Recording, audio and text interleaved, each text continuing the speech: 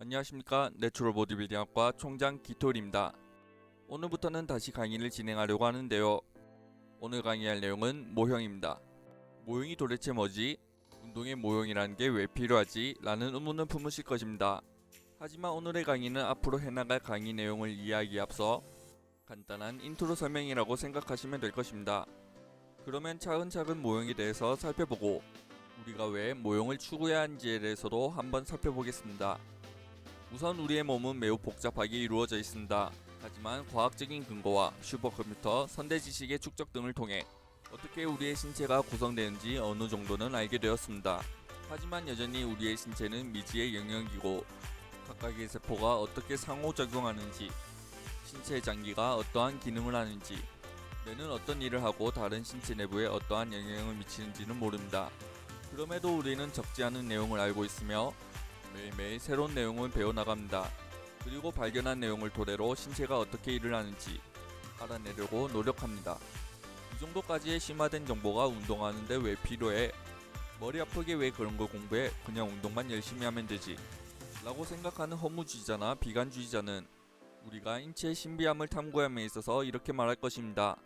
우리가 무수히 많은 것들을 안다고 쳐도 사실상 그런 것들은 전혀 효율적이지 않아. 알 필요도 없고 근성장에 효율적이지도 않는데 그걸 왜 굳이 힘들게 공부해? 하지만 다행스럽게도 저는 이런 허무주의자나 비관주의자가 아닙니다. 오히려 공부를 해야 하지만 우리가 더 효율적인 방법으로 근육을 성장시킬 수 있다고 생각합니다. 사실 위의 말은 우리가 살아가는 데 있어 전혀 도움이 되지 않는 이야기입니다. 공부해도 모른다고 해서 이것이 우리가 공부하지 않아도 된다는 것을 의미하지 않습니다. 우리는 모르기에 배우고 더 탐구해야 하며 꾸준히 공부해왔기에 지금의 것들을 이루어냈다고 생각해야 합니다. 그리고 우리가 모든 것들을 알지 못한다는 전제 때문에 오히려 모형을 만들어야 합니다. 모형을 만든다는 것은 어수선한 환경을 정리한다는 것이며 우선순위를 정한다는 것이며 앞으로의 상황을 예견하며 대책을 세울 수 있다는 것을 말합니다. 좋은 모델은 세 가지의 특징을 가지는데요.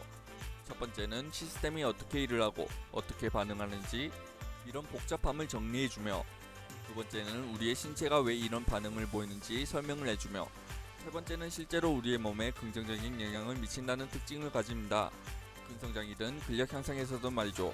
여러분들이 피트니스 선수든 트레이너든 근육을 만들고 싶어하는 일반인이든 근성장을 이루기 위해서는 신체에 대해서 정말 많이 알아야 합니다. 운동 프로그래밍이든 영양이든 생리학이든 해부학이든 등 실제로 몇몇 분들은 박사학위를 따면서까지 각각의 분야에 대해서 심도 있게 연구를 합니다. 제일 이상적인 것은 전부 다 박사학위를 따는 것이겠지만 현실에서는 불가능에 가깝습니다. 그렇기에 제가 오늘 강의할 모형이 나옵니다. 모형을 통해서 여러분들은 많은 정보를 다룰 수 있으며 이전까지 만나지 못한 한계에 도달했을 때 한계점을 돌파할 수 있게 만들어줄 것이고 앞으로 일어날 일들에 대한 예상도 가능할 것입니다. 만약 여러분들이 모형을 가지고 있으시다면 다양한 문제가 발생했을 때 최선의 선택을 할 수 있도록 도와줄 것입니다. 실제로 모형은 많은 정보를 다루며 이를 관리가 가능한 정보의 양으로 압축합니다. 새로운 것을 배우는 것에 있어 쉽도록 도와주기도 합니다. 예를 들어 제가 여러분들에게 스웨덴의 특정 도시에서 전쟁이 일어났다고 말한다면 내일까지 그것을 기억하는 분들은 별로 없을 것입니다. 하지만 제가 여러분들에게 스웨덴의 역사와 지리학적인 배경을 함께 소개해준다면 내일까지 이 내용을 기억하는 분들은 보다 많을 것입니다. 다른 예로는 시험 일주일 전 각종 수치만 외워서 시험을 치는 것과 원리와 배경을 이해하며 시험을 치는 것을 비교하면 될 것입니다. 그렇기에 앞으로 강의할 내용들은 여러분 내에 흩어져 있는 각종 피트니스 지식을 한 가지 모형으로 만들어줄 것임을 확신합니다. 그리고 이 모형을 토대로 운동을 진행한다면 한계에 도달했을 때 어떻게 대처해야 하는지도 알 수 있을 것이고 앞으로 운동을 하면서 직면할 여러 문제들을 사전에 예측마저 할 수 있게 될 것입니다. 혹시 파레토의 법칙이 무엇인지 아시나요? 파레토의 법칙은 80대 20 법칙이라고도 불리는데요. 전체 결과의 80%가 전체 원인의 20%에서 나타나는 현상을 말합니다. 그만큼 적은 부분을 절대 놓쳐서는 안 된다는 것을 말합니다. 예로 한 매장에서 20%의 고객이 그 매장의 80%를 책임진다는 것을 말합니다. 우리의 몸도 마찬가지입니다. 우리의 몸의 결과 80%도 조그마한 수치 20%로 결정되어집니다. 이는 식단에서의 탄단지 그람 수에도 해당되며 트레이닝에서의 전완근, 종아리 근육 등에도 포함됩니다.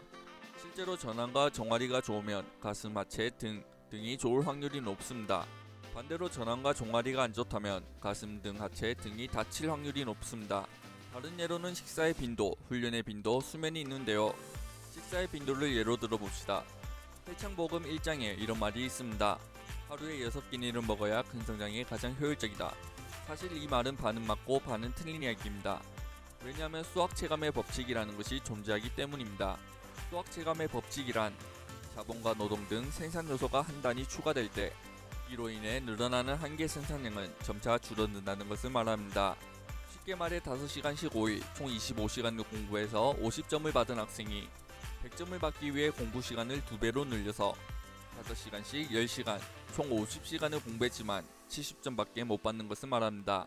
그러면 앞의 질문으로 돌아가 하루에 6끼니를 먹는 것이 가장 좋다는 맞는 말일까요? 맞다면 6끼보다 7끼, 8끼를 먹는 것이 더 효율적이지 않을까요?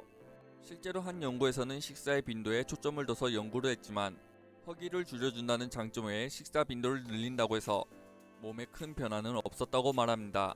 훈련에서의 빈도도 중요하다고 말합니다. 빈도를 늘려야 매 세션마다 근육이 근성장을 할 수 있기 때문입니다. 예로 노르웨이 파워리프팅 선수들은 훈련 빈도를 2배로 늘렸더니 더 큰 성장을 이룰 수 있었다고 말합니다.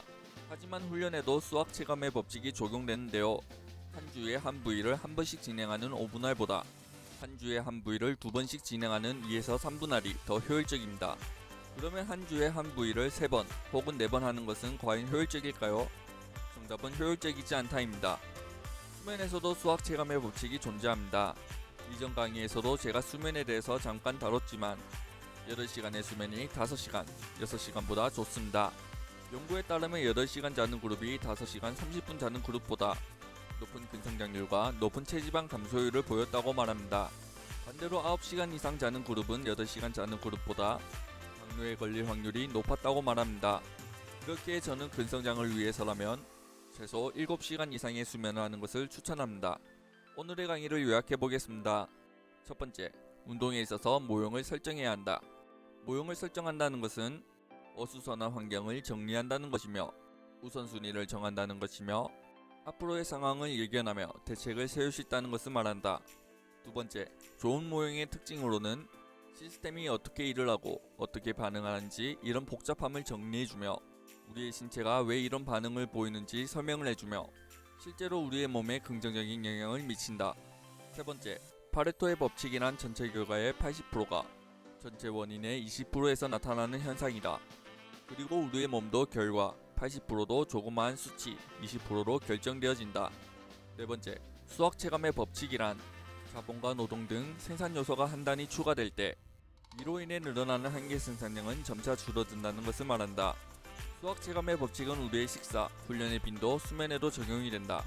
오늘의 영상이 유익하셨다면 좋아요, 구독, 알람 설정 부탁드립니다.